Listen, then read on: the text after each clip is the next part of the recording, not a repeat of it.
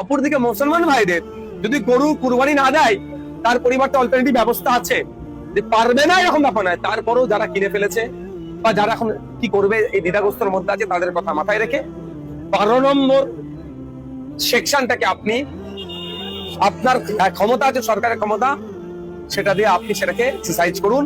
এই আমার হিন্দু গরু ব্যবসায়ী থেকে শুরু করে মুসলিম যারা কুরবানি দিতে চাইছে আতঙ্কিত, তাদেরকে আতঙ্ক। শুভেন্দু অধিকারী মহাশয় বিজেপি মুসলমানদেরকে টাইট দিতে চাইছে, কিন্তু ব্যাপারটা হচ্ছে মুসলিমদেরকে টাইট দিতে গিয়ে হিন্দু ভাইরাও আছে ক্ষতিগ্রস্ত হচ্ছে। আমরা যতটুকু জানি, যে গরুগুলো আসে জবা করার জন্য, বলির জন্য, কুরবানির জন্য, বেশি অংশ আছে উড়িষ্যা, বাঁকুড়া, ঝাড়গ্রাম এদিক থেকে। সেই কারা লালন পালন করে, কারা বড় করে, দেখলে দেখা যাবে 80% আমার নন মুসলিম ভাইরা পড়ি।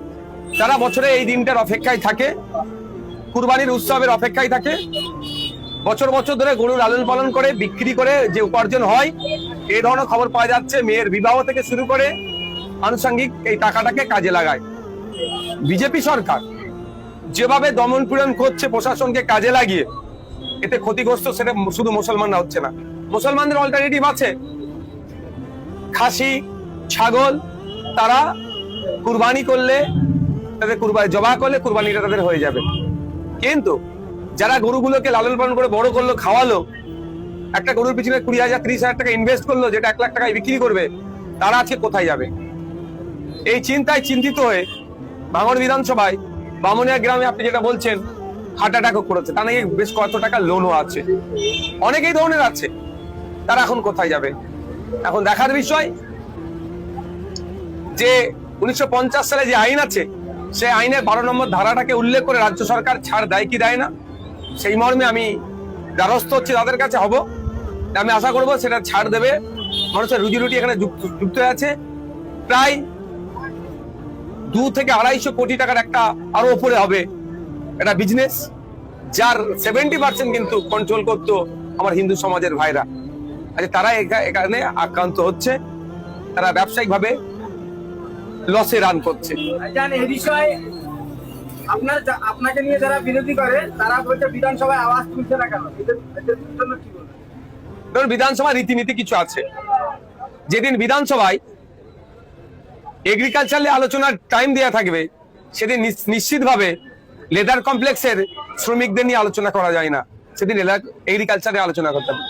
যেদিনকে স্কুল এডুকেশন বা হায়ার এডুকেশনের উপর আলোচনার ডেট থাকবে, সেই দিনকে আমি মৎস্য চাষীদের নিয়ে আলোচনা করা যায় না। বিধানসভা শুরু হলো কবে? একদিন হলো শপথ, দ্বিতীয় দিন হলো স্পিকার নির্বাচনের ধন্যবাদ জ্ঞাপন। তাও স্পিকার নির্বাচনের ধন্যবাদ জ্ঞাপনে ধর্মস্থান আক্রান্ত হচ্ছে, সে কথা বলেছি। আগের মাস, সামনে মাসের সম্ভবত 18 তারিখ থেকে শুরু হবে বিধানসভা, তখন আমার পারফরমেন্স দেখতে পাবেন। আর সব থেকে বড় কথা হচ্ছে লাইভ চলবে।